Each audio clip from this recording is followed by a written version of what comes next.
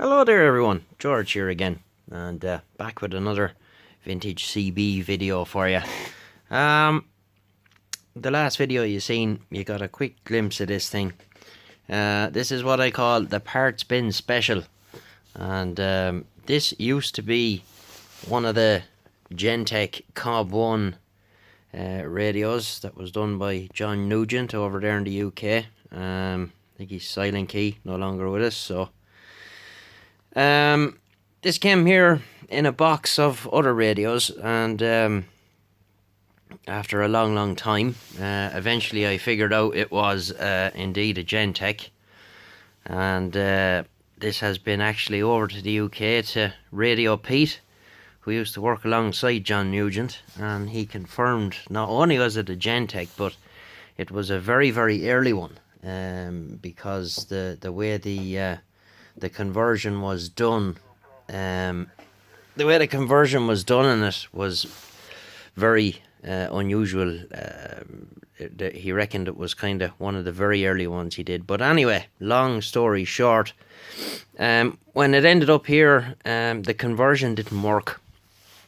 So I ended up sending it over to Pete, and he couldn't find an EEPROM with the same data on it that he could transfer it or copy it or whatever. So it was over there for maybe 6 or 7 months or whatever, and then it came back, and I sent it down to Ray down in Carlow, and I got him to take the conversion out and put it back to basically standard 148 configuration.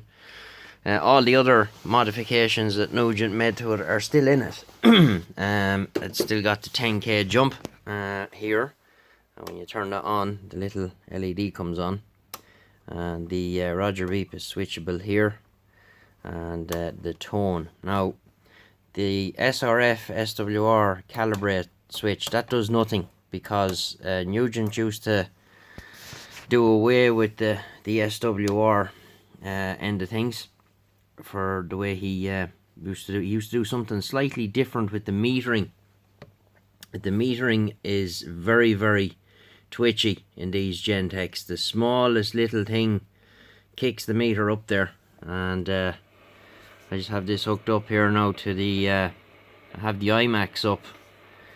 It's just zip tied to the downpipe of the workshop here on a bit of a pole.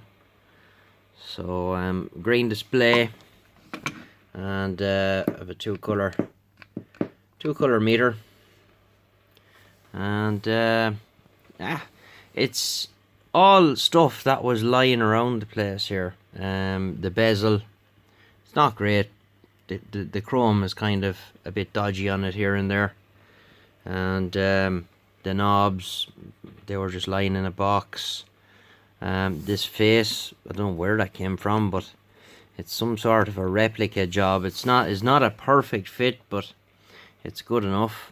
And of course, I didn't have any top cases left, and I says, right, what am I going to do here? So I modified this bottom case and made it into a top one. I just blanked off the speaker, and it's got the heat sink on there, and yeah, it's good, works well. Not a thing on, I have to say. I've been up and down, and can't hear anything anywhere. But that's no surprise with 11. Not a thing going on. Let's see.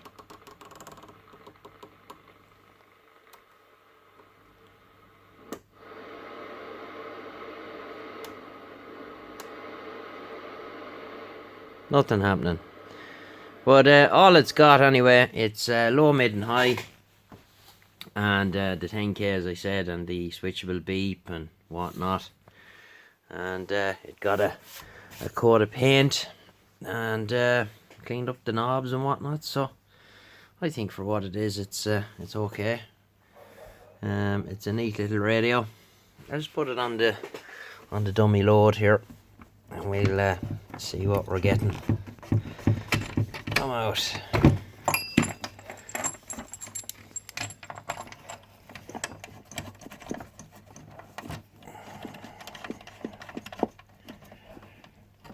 Now,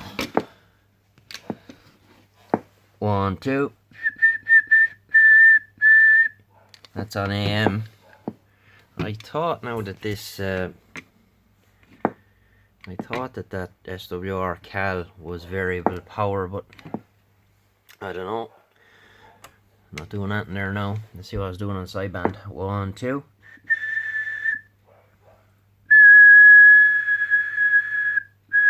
One, two, check 1, 2. So, lower side.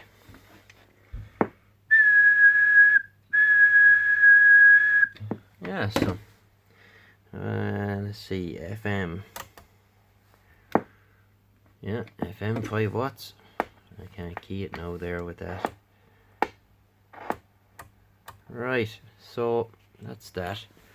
So, she's got a green display, put a green display in it as well, and a bit of green filter material. So it looks okay for what it is, I think. So there we are. And the old 2K over there in the corner. Might give that a run on the